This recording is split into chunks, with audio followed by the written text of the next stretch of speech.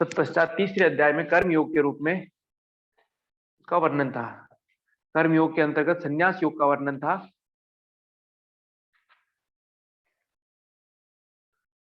तत्पश्चात चौथा अध्याय हमने पढ़ा था। चौथा अध्याय में योग की उत्पत्ति का वर्णन था, तो महत्वपूर्ण था। फिर यज्ञ परंपरा का, फिर अनासक्त योग का और यज्ञार्थ कर्म करने का, तो ये कर्म योग का और विशेष वर्णन था। फिर विद्यार्थी के लक्षण का वर्णन था चौथे अध्याय की 34वें श्लोक से।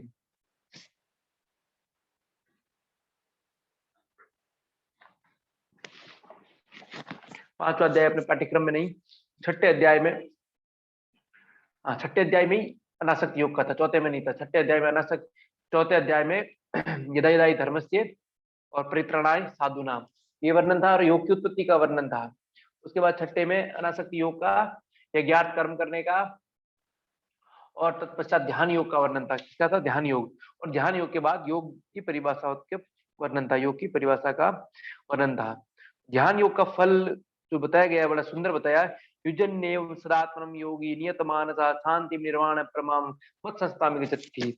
नियत मन वाला योगी मन को इस तरह से सदा परमात्मा लगाता हुआ मेरे रहने वाली परमानंद की पराकाष्ठा रूपी शांति को प्राप्त कर लेता है। परमात्मा की पराकाष्ठा रूपी शांति को प्राप्त कर लेता है। इस प्रकार हम छठा अध्याय पूरा कर चुके थे। अब सातवां अध्याय, सातवां अध्याय जो कि ज्ञान विज्ञान योग से जाना जाता है, ज्ञान विज्ञान योग से जाना जाता है। उस सातवें अध्याय में भक्त के प्रकार हमारे पाठ्यक्रम में है।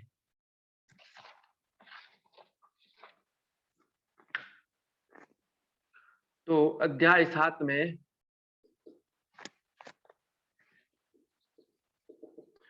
16, 17, 18, 19 और 22 ये श्लोक महत्वपूर्ण है। ये श्लोक महत्वपूर्ण है।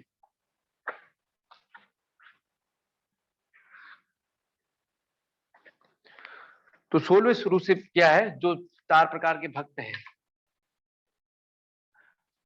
भक्त के प्रश्न आ चुके हैं अलग, लेकिन फिर भी याद रहना चाहिए। तो भगवान कह रहे हैं गीता में, चतुर्विधा भजन्ते माम जनः सुकृतो अर्जुन आर्तो जिज्ञासुर अर्थार्थी ज्ञानी च भरतर्षभ। हे भरत कुल श्रेष्ठ अर्जुन, शुभ कर्म करने वाले,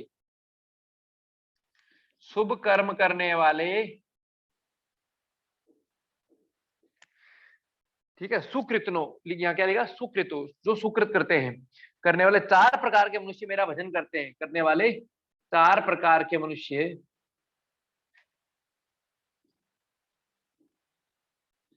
मेरा भजन करते हैं, मेरा भजन करते हैं। वे 4 इस प्रकार हैं। पहले है आर्थ, पहले है आर्थ,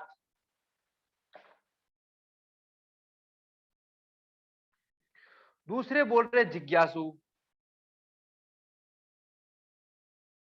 तीसरे अर्थार्थी,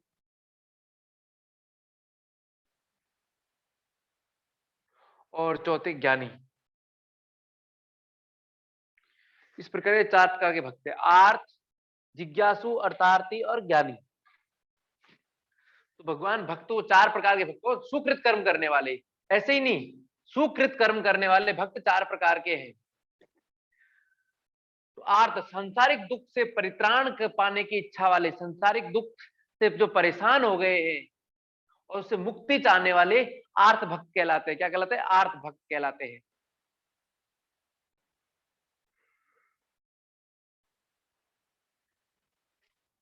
दूसरे भक्त है जिज्ञासु, जिनको ईश्वर के बारे में जानना है, जो ज्ञान की इच्छा रखते हैं,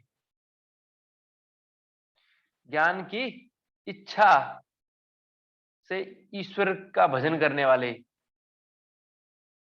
और दुखों से पीड़ित होकर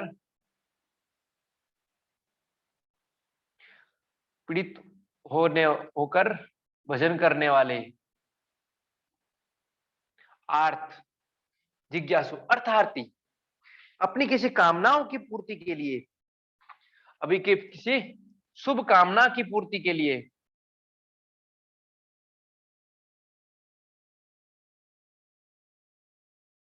ईश्वर का भजन। तो भगवान कह रहे हैं अर्थात ये भक्ति मुझे सुकृत शुभ कामना हो, अच्छी कामना हो, जो उसके लिए कल्याणकारी हो, दूसरे को नुकसान नहीं पहुंचाती हो, वे भक्त उनको प्रिय हैं, उनसे मांगना चाहिए। तो आप अपनी सफलता ईश्वर से मांग सकते हैं, ईश्वर को ऐसा भक्त भी प्रिय है। और चौथा ज्ञानी भक्त, और चौथा ज्ञानी भक्त।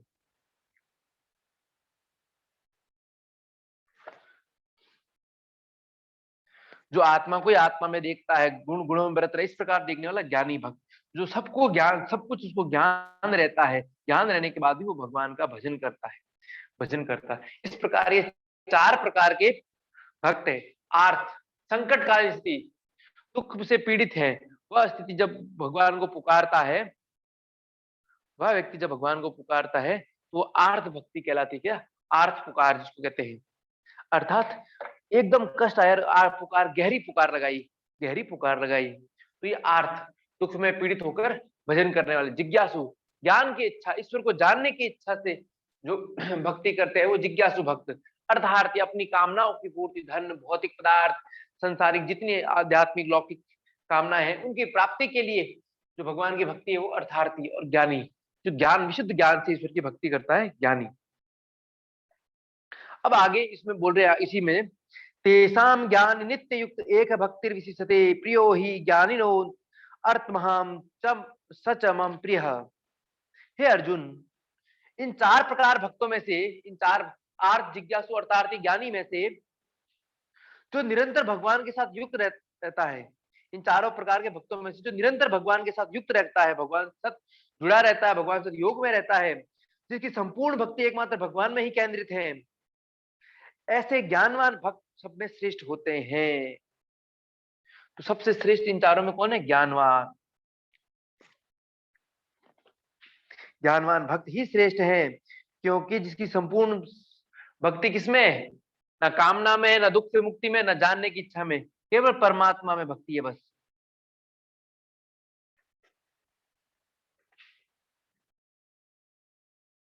क्योंकि ज्ञानी मुझसे अत्यंत प्रेम करता है और मैं उससे अत्यंत प्रेम करता हूं। प्रश्न आ सकता है, कौन सबसे अधिक प्रेम करता है, अत्यधिक प्रेम करता है? तो ज्ञानी अत्यधिक प्रेम करता है। फिर भगवान बोलते मैं भी उस ज्ञानी को अत्यधिक प्रेम करता हूं।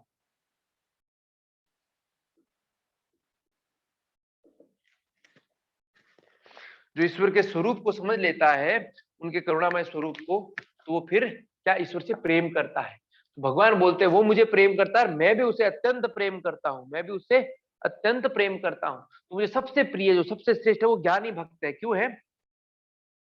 इन चारों प्रकार के भक्तों में से जो निरंतर भगवान के साथ युक्त रहता है, जिसकी संपूर्ण भक्ति भगवान में ही केंद्रित है, ज्ञानवान भक्त सब में श्रेष्ठ होता है। सबसे तो ज्ञानवान भक्ति सबसे श्रेष्ठ है।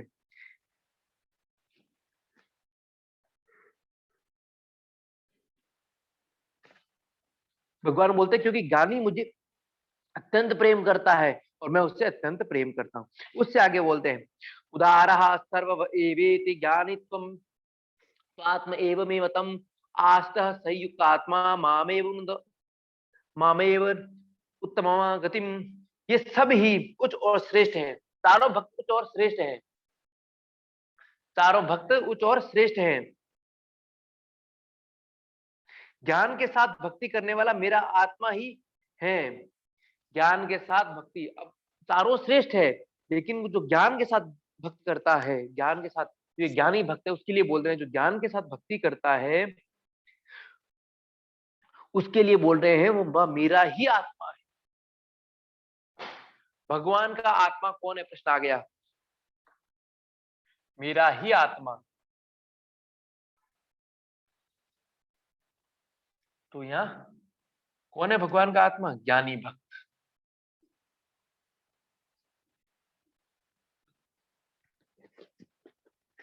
इस ज्ञानी भक्त भगवान ने कही मेरा ही आत्मा है, मेरा ही आत्मा है। तो चारों श्रेष्ठ है, लेकिन चारों में से मुझे प्रिय ज्ञानी है, मुझे प्रिय, और मुझे प्रेम ज्ञानी सबसे अधिक करता है, मैं ज्ञानी को प्रेम करता हूं।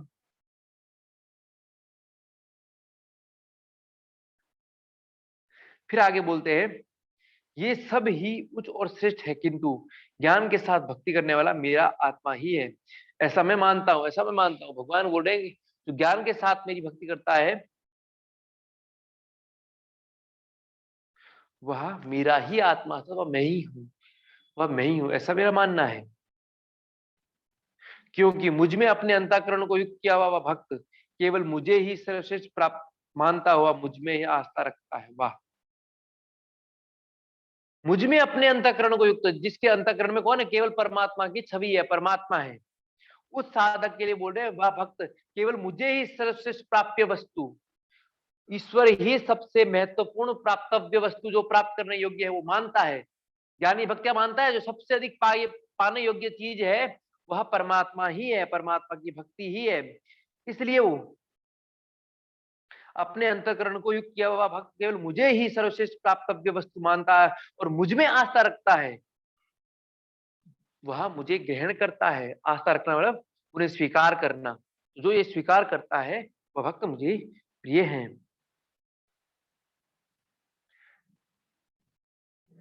19वां, बहुनाम जन्मानन्ते ज्ञानवान मां प्रवद्यते वासुदेव सर्वमिति स महात्मा दुर्लभ। बहुत से जन्मों के अंत में ज्ञानवान होकर वह मुझे प्राप्त होता है। भगवान वासुदेव ही सब कुछ है, ऐसा ज्ञान वाला महापुरुष पृथ्वी पर अति दुर्लभ है। वासुदेव सर्वम च महात्मा सुक्षमात्मा सुदुर्लभ। भगवान वासुदेव ही सब कुछ है, ऐसा जो कहने वाला, ऐसा ज्ञान वाला महापुरुष भगवान वासुदेव ही सब कुछ है, ऐसा मानने वाला महात्मा दुर्लभ है। क्या है? दुर्लभ है। जो ये मानता है कि वासुदेव ही सब कुछ है। ये जो 19वां श्लोक है ये महत्वपूर्ण, वासुदेव सर्वम, तो 7वें अध्याय का 19वां श्लोक।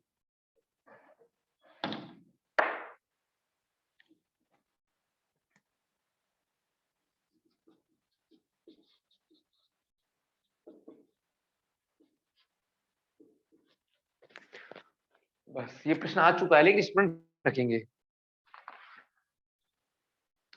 अब 22वां, सातया श्रद्धया युक्तस्य राधरमीयते लभते च कार्यन्मेव विहितमिहान। वह भक्त उस श्रद्धा से युक्त होकर उस देवता की आराधना करने की चेष्टा करता है और उस देवता से मेरे द्वारा ही विधान किए गए उन काम्य पदार्थों को निश्चय ही प्राप्त करता है। बड़ा सुंदर है। काम्य पदार्थों को प्रकट करने के लिए बोलते हैं भगवान, तो अलग अलग प्रकार से व्यक्ति पूजा करते हैं, उसका वर्णन करते हुए कहते हैं वह भक्त श्रद्धा से युक्त होकर उस देवता विशेष की आराधना करने की चेष्टा करता है। उस देवता से मेरे द्वारा ही विधान किए गए, वो देवता भी विधान किसे? भगवान के विधान किए गए जो नियम है उन्हीं विधान के द्वारा उन काम्य पदार्थों को निश्चय ही प्राप्त करता है, कराता है। ठीक है, तो उन चारों प्रकार के भक्त के लिए आगे बोल रहे हैं, जो भक्त श्रद्धा से होकर देवताओं की आराधना करता है, उस आराधना के फलस्वरूप उसे उससे संबंधित लाभ और फल प्राप्त हो जाते हैं, लाभ और फल प्राप्त हो जाते हैं। इस प्रकार अपना ये 7वां अध्याय पूर्ण हुआ। तो मूलतः इसमें 4 प्रकार के भक्त, आर्त, अर्थार्थी, ज्ञानी, जिज्ञासु। आर्त, आर्त के बाद जिज्ञासु, अर्थार्थी और ज्ञानी।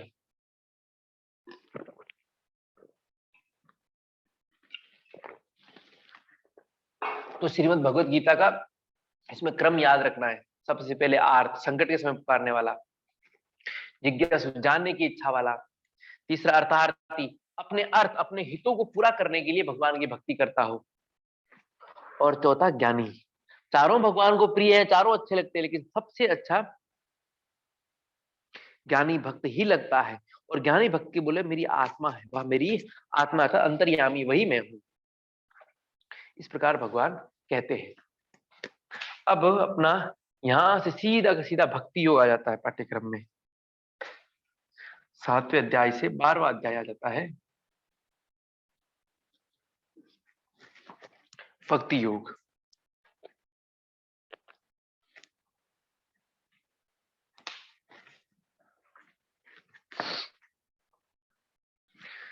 सातवें अध्याय का नाम ज्ञान विज्ञान योग है, छठे अध्याय का नाम आत्म संयोग योग है।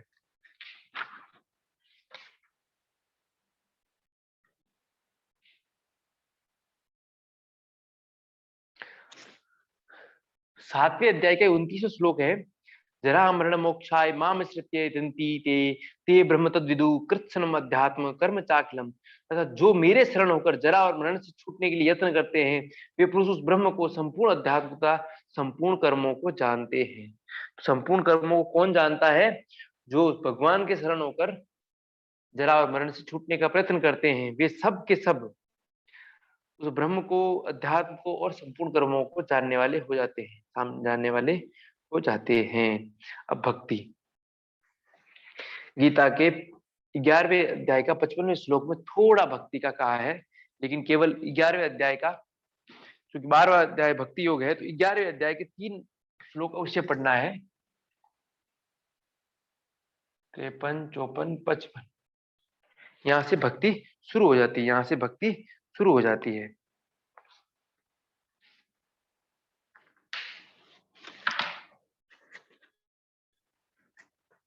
मत करण कर्मो मत परमो मत संगतः संग विवर्जितः निर्वैर सर्वभूतेषु यः सा मामेति पांडवः। 11वें अध्याय का 55वां श्लोक में बोल रहे हैं, अर्जुन, जो पुरुष केवल मेरे लिए संपूर्ण कर्तव्य कर्मों को करने वाला है, मेरे ही परायण है, मेरा ही भक्त है, आसक्ति रहित है और संपूर्ण भूत प्राणियों में वैर भाव से रहित है, अनन्य भक्ति पुरुष मुझको ही प्राप्त होता है, मुझको ही, इसको नारायण को, इसको नारायण को।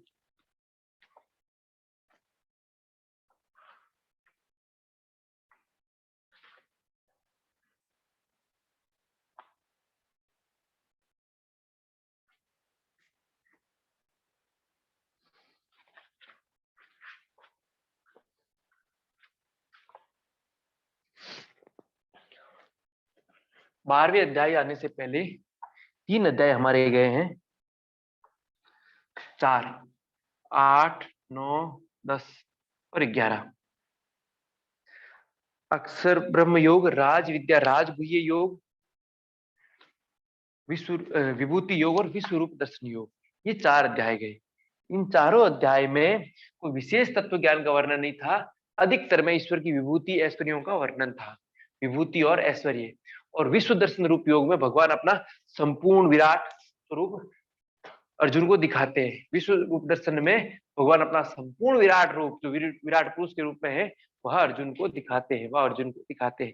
तत्पश्चात उस रूप के बारे में बता रहे हैं, और परमात्मा अपने स्वरूप के बारे में बोल रहे हैं कि स्वरूप किस प्रकार जाना जा सकता है, परमात्मा का स्वरूप किस प्रकार। तो ये 11वें अध्याय के माध्यम से 53 श्लोक में कहा गया है, न अहम मैं, न हम वेदेर, न तपसा, न दानी, न चेजया शक्य एवं विदु दृष्टुम सटवानसी माम्यता। जिस रूप में मुझे तूने देखा है, इस रूप में मुझे ना वेदों के अध्ययन से, ना तप के द्वारा, ना दान से, ना यज्ञों के द्वारा प्राप्त किया जा सकता है। भगवान अर्जुन को बोल रहे हैं, जिस जिस रूप में तूने मुझे देखा, ये अर्जुन और ये भगवान थे, तो भगवान के अनेक रूप थे, विश्व रूप से लेके सारे अलग अलग प्रकार के रूप थे। बोले जितने भी तूने देखे हैं, जितने भी मेरे भिन्न रूप देखे हैं, उन सबको वेद के अध्ययन से, तप से, दान से और यज्ञ से नहीं प्राप्त किया जा सकता है।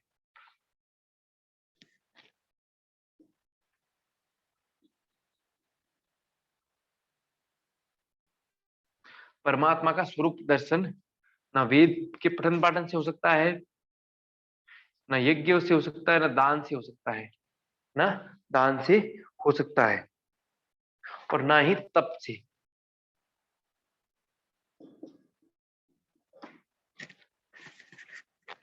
तो परमात्मा के स्वरूप का दर्शन किसके द्वारा होगा? परमात्मा के स्वरूप का दर्शन जो भगवान ने अर्जुन को कराया, किस प्रकार का? विश्व दर्शन रूप, विश्व दर्शन रूप, जिसमें संपूर्ण सेनाएं मारी जा रही थी, मारने वाले भगवान थे, सबके जन्म मृत्यु इत्यादि सारा का सारा वर्णन था। तो भगवान आगे बोलते हैं, ये जो स्वरूप मैंने दिखाया है, ये तो मैंने तो दिव्य चक्षु दी, तुम्हें मेरी कृपा हुई, लेकिन भविष्य में कोई देखना चाहे तो बोल रहे हैं वेद अध्ययन यज्ञ दान और तप के द्वारा इसे प्राप्त नहीं किया जा सकता, इसको प्राप्त नहीं, इसके परमात्मा के स्वरूप का। तो कैसे प्राप्त किया जा सकता, आगे बता रहे हैं।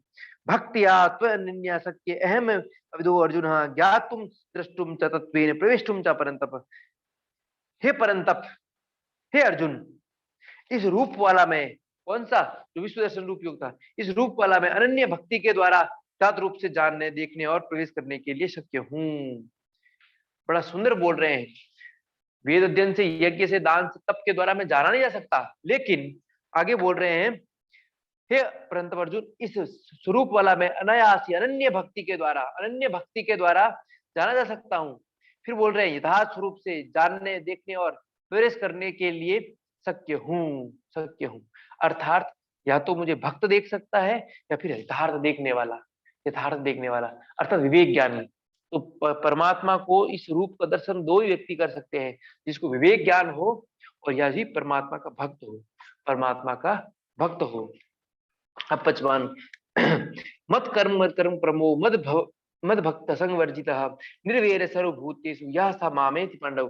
हे पांडुपुत्र अर्जुन, जो परम पुरुष और परम प्राप्त पदार्थ मानता है, मेरी ही भक्ति करता है, आसक्ति से मुक्त है, समस्त भूतों के प्रति निर्वैर है, मनुष्य मुझे ही प्राप्त होता है, मुझे ही प्राप्त होता है, अर्थात भगवान को ही प्राप्त होता है। तो भगवान ही गीता में संदेश दे रहे हैं, क्या दे रहे हैं, मेरा ये जो रूप अर्जुन को बोल रहे हैं, मैंने दिखाया है तुम्हें विश्व दर्शन रूप के रूप में, ये ऐसे यज्ञ अध्ययन तप दान कर दोगे तो नहीं दिखने वाला है, नहीं दिखने वाला है।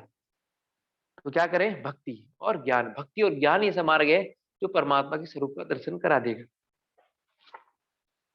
अब 12वां अध्याय भक्ति योग शुरू करते हैं। 12वां विशुद्ध बड़ा सुंदर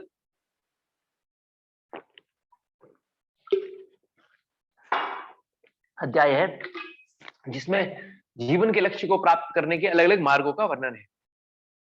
इसमें अर्जुन पहले पूछते हैं कि जो निरंतर युक्त रहते हुए आपकी उपासना करते हैं, वो अव्यक्त ब्रह्म की उपासना करते हैं, उनमें से कौन श्रेष्ठ है।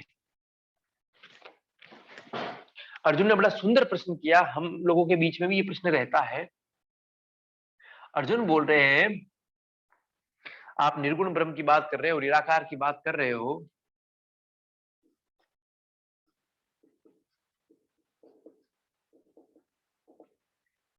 और एक आपका स्वरूप सगुण स्वरूप, इन दोनों में से श्रेष्ठ क्या है। आप हमेशा भक्ति पर उपदेश देते हो, तो निर्गुण और सगुण,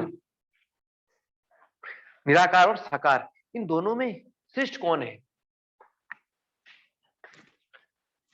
साकार स्वरूप है या निराकार स्वरूप है। इस प्रश्न का उत्तर देते हुए भगवान कहते हैं, क्या कहते हैं, मया वेश्य मनो ये मा नित्य युक्ता उपासते श्रद्धया पश्योपेतास्ते मे युक्त मतः। हे अर्जुन, जो मनुष्य मुझे पुरुषोत्तम में अपने मन को प्रतिष्ठित करके निरंतर मेरे साथ युक्त रहकर परम श्रद्धा से युक्त होकर मेरी उपासना करते हैं, मेरे मत में पूर्णतः युक्त, तो भगवान ने अपनी उपासना, साकार रूप में उपासना को श्रेष्ठ बताया है अपने मत में।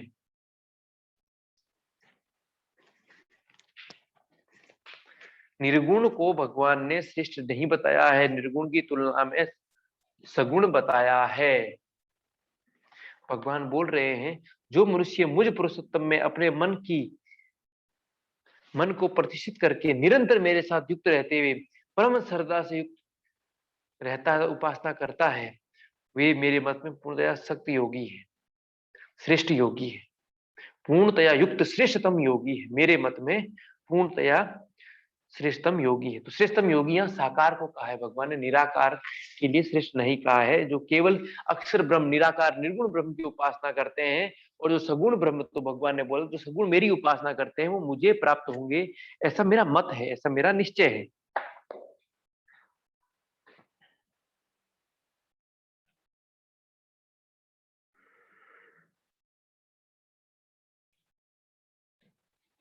अब आगे तीसरे और चौथे 12वें अध्याय का तीसरे चौथा, ये त्वक्षरम निर्देशम अवक्तम पर्युपासते सर्वत्रम अचिंत्यम च कूटस्थम ध्रुवम सन्नियम इंद्रिय ग्राम सर्वत्र संबुद्धे ते प्राप्नुवन्ति मामेव सर्वभूते हिते रतः। 12वें का 14वां, ये भी महत्वपूर्ण आ गया। देखो दो ऑप्शन है, निर्गुण और सागान, सगुण, निर्गुण और सगुण। तो भगवान ने बोला मेरा स्वरूप जो मुझे पूछता है वो मुझे श्रेष्ठतम लगता है, मुझे प्रिय लगता है। तो 12वें अध्याय भक्ति योग।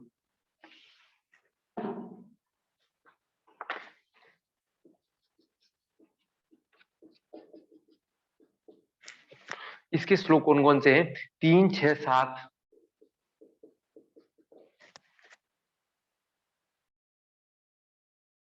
9, 10, 11, 12, 13, 14, 9 से लेके 20, 3, 6, 7 और 9 से 20, 11 ये हो गए। इसके बाद चौथा भी ले लेना, 3 के बाद चौथा भी, क्योंकि चौथे में एक शब्द है सर्वभूत तेरता।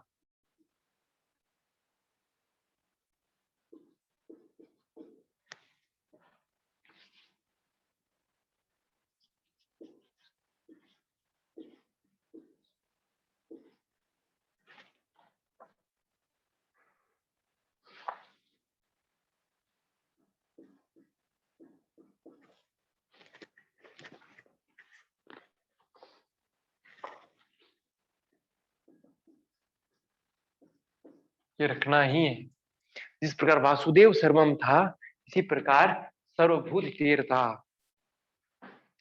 अर्थात सार्वभौम, सभी प्राणियों के लिए शांत दयायुक्त भावना रखना, शांत दयायुक्त भावना रखना। अब भगवान बोल रहे हैं हे जो सर्वव्यापी, अचिंत्य, निर्विकार, अचल और ध्रुव, अनिर्देश्य, अव्यक्त अक्षर की उपासना करते हैं, वे भी अपनी समस्त इंद्रियों को संयम करके सर्वत्र संबुद्धि होकर समस्त प्राणियों के कल्याण के लिए शांत दयायुक्त भावना रखते हुए मुझे ही प्राप्त रखते हैं, मुझे ही प्राप्त करते हैं। तो सर्वभूत हितेरता 12वें का चौथा, ये भी महत्वपूर्ण है।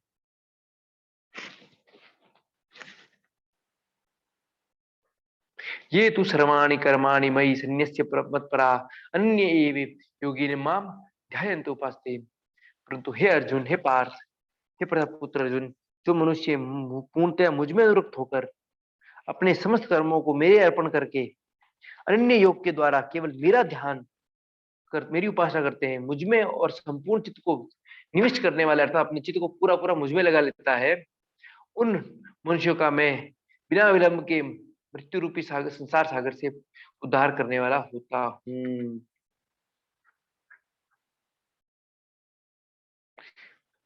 छठे में बोल रहे हैं ये तु सर्वाणि कर्माणि मयि सन्न्यस्य मत्पराः अन्येनैव योगिन माम ध्यानन्त उपासते। हे प्रतापुत्र अर्जुन, जो मनुष्य पूर्णतया मुझ में अनुरक्त होकर, अर्थात परमात्मा से पूर्णतया प्रेमवश होकर अपने समस्त कर्मों को, जितने प्रकार के कर्म है, जो कर्तव्य कर्म, उन समस्त कर्मों को मेरे अर्पण करके, हाँ, परमात्मा के श्री चरणों में अर्पित करके,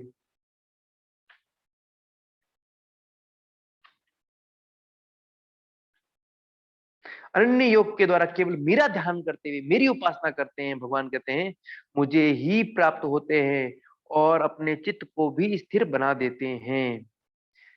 और उन लोगों का चित्त के निवृत्त होने पर उन मनुष्यों का मैं बिना विलंब के संसार रूपी मृत्यु सागर से उद्धार करने वाला होता है। उद्धार करने, बहुत ही सुंदर क्या कि ध्यान योग के द्वारा उपासना करो, किसकी? मेरी करो। भगवान बोलते मेरी उपासना करो, इससे तुम्हारा चित्त स्थिर हो जाएगा और चित्त कहाँ? हृदय में या परमात्मा में लग जाएगा और बिना विलंब के मृत्यु रूपी संसार सागर से उद्धार करने वाला यह विधा थी। ये बता दी भगवान ने, ये विधा बता दी। अब आगे चित्त के बारे में, अथा चितम समाधातुम न शक्नोषि मयि स्थिरम अभ्यास योगेन ततो माम इच्छाप्तुम धनंजय। हे धनंजय, हे अर्जुन, यदि तू मुझ में अपने चित्त को करने में समर्थ नहीं है तो अभ्यास के द्वारा मुझे प्राप्त करने की इच्छा कर, मुझे प्राप्त करने की इच्छा कर।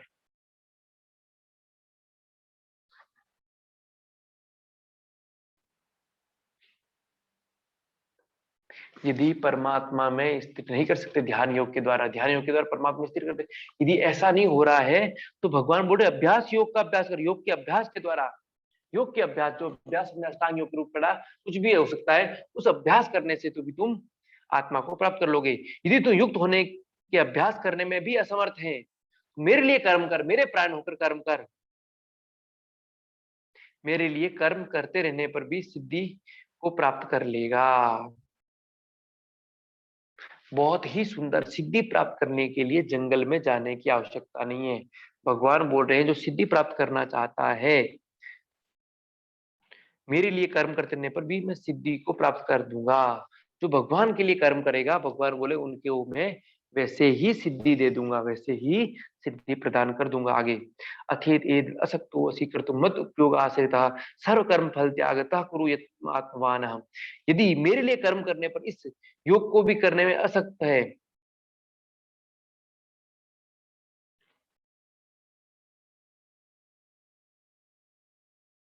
तो अपने निम्न आत्मा को संयत करके मेरा आश्रय ग्रहण करते हुए समस्त कर्मों का फल का त्याग कर दें।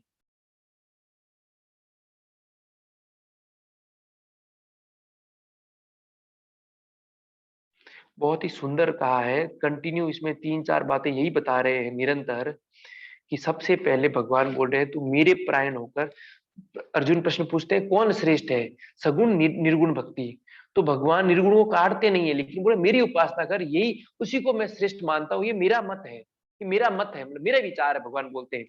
अब ब्रह्म में क्यों नहीं, तो ब्रह्म आगे दूसरे में बताते हैं, वो हमारे लिए काम का नहीं है, तो ब्रह्म थोड़ा दुर्बोध है, क्योंकि बिना अनुभव के, बिना दृश्य के ब्रह्म का अनुभव करना विरले लोग ही कर पाते हैं। अब भगवान बोलते हैं अभ्यास योग के द्वारा तू मेरी उपासना कर, इससे भगवान की उपासना करेगा ध्यान योग के अभ्यास से, तो क्या होगा, तो बोल रहे हैं मुझे प्राप्त कर लेगा ध्यान योग के अभ्यास से। यदि तू ध्यान योग नहीं कर पाता है तो मेरे लिए कर्म कर, तू मेरे लिए कर्म कर। और यदि तू मेरे लिए भी कर्म नहीं कर सकता है तो फिर तुम अभ्यास कर।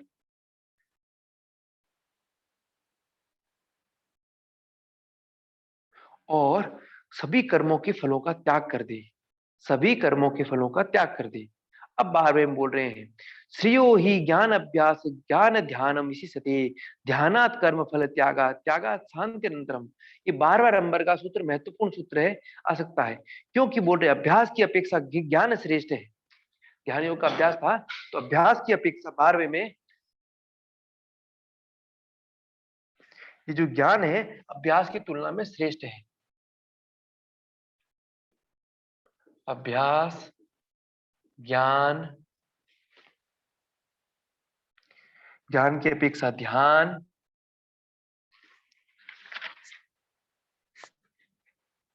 और ध्यान से भी अधिक कर्म फल का त्याग,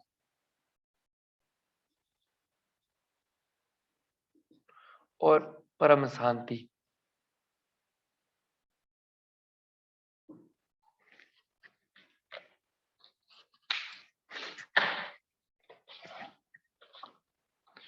ये सीक्वेंस, अभ्यास से श्रेष्ठ किसको बताया, ज्ञान को, ज्ञान से श्रेष्ठ किसको बताया, ध्यान को, ध्यान से श्रेष्ठ कर्म फल त्याग, कर्मों के फलों का त्याग, और कर्म फल त्याग हो गए तो परम शांति को प्राप्त कर लेंगे।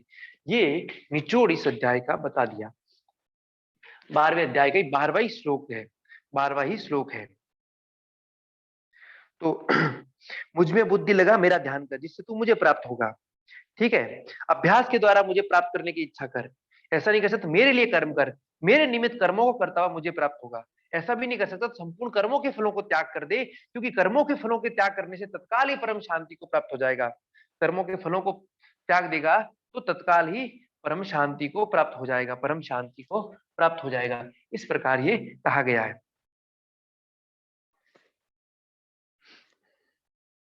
फिर 13वें 14वें में बोल रहा है, अपने भक्त के बारे में बोलते हैं, भक्ति विशेषता।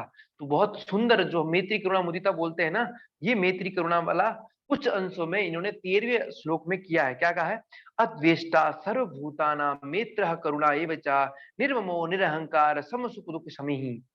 भगवान बोल रहे जो मेरा भक्त किसी प्राणी से द्वेष नहीं करता, पहला क्या, किसी प्राणी से द्वेष नहीं करता, फिर बोल रहे हैं समस्त प्राणियों के प्रति मित्रता और करुणा का भाव है।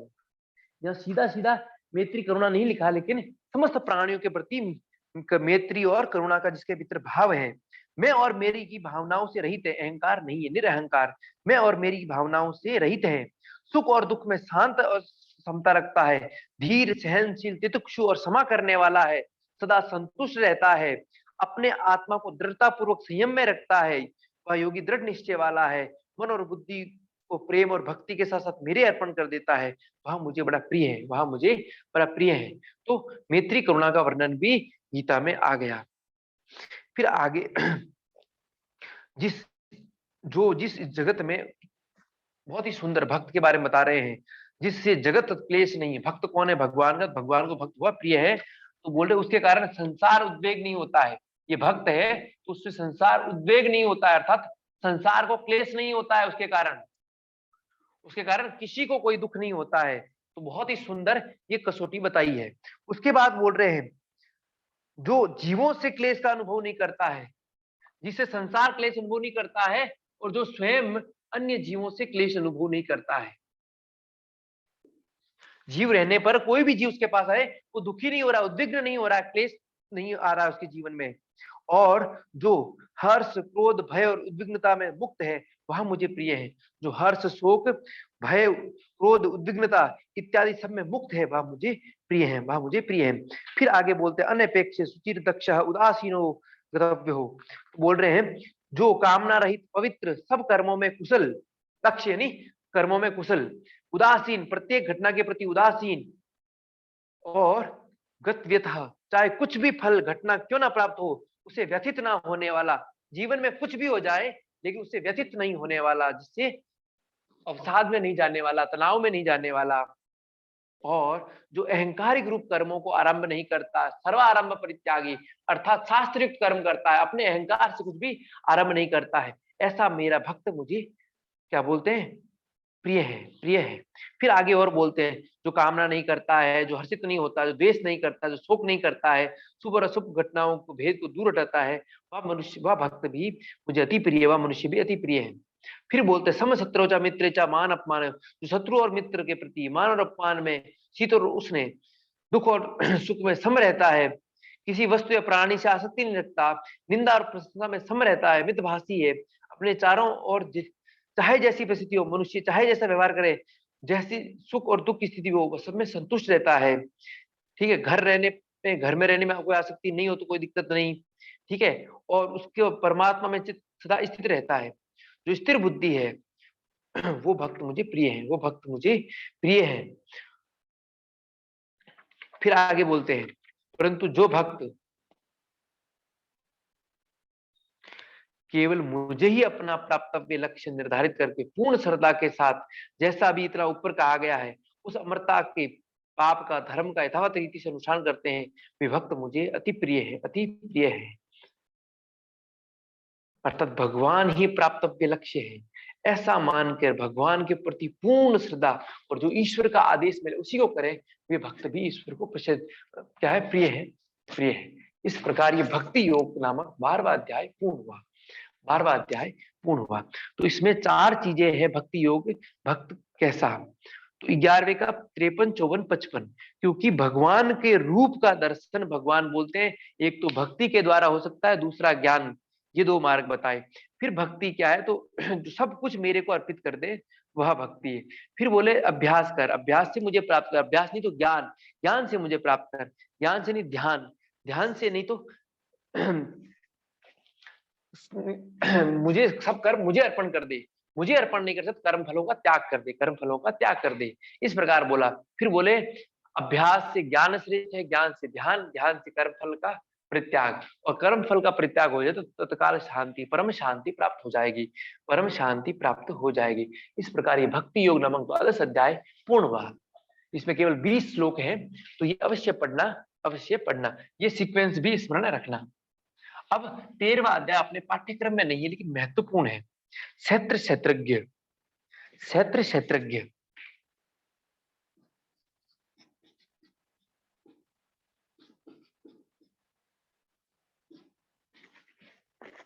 क्षेत्र क्षेत्रज्ञ योग, ये 13वां अध्याय है, ये 13वां अध्याय है। तो क्षेत्र कौन है और क्षेत्रज्ञ कौन है, ये भगवान इसमें बता रहे हैं।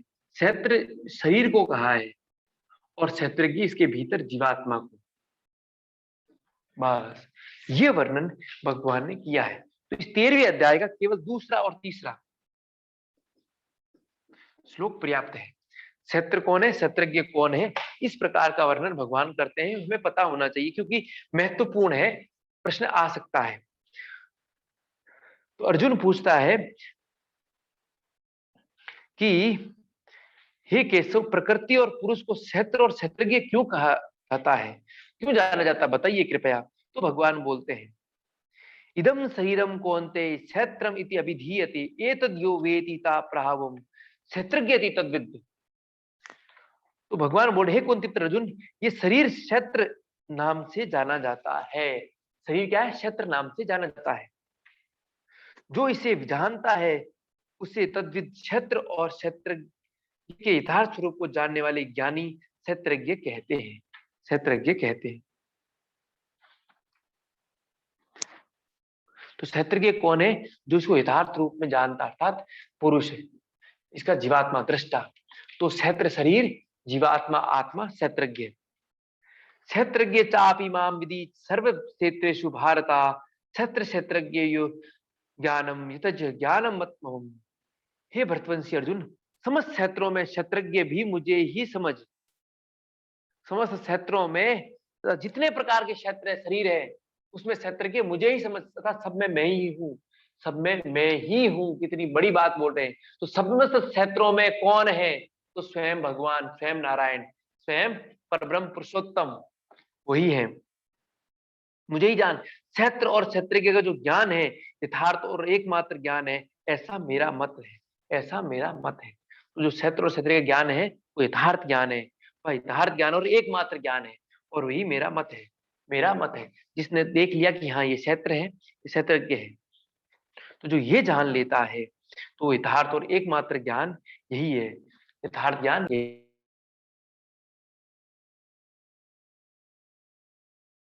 और क्षेत्रज्ञ जीवात्मा, क्षेत्रज्ञ जीवात्मा पाठ्यक्रम में है, ज्यादा नहीं है। क्षेत्र और क्षेत्रज्ञ, क्षेत्र और पाठ्यक्रम में है नहीं, लेकिन महत्वपूर्ण है, इसलिए अध्ययन होना चाहिए, पता होना चाहिए। आज इतना ही पढ़ेंगे, अभी फिर शाम को इसको पूरा कर देंगे, ठीक है। इससे संबंधित कोई पूछना, रिकॉर्डिंग बंद कर दीजिए, पूछना हो तो पूछ लीजिए।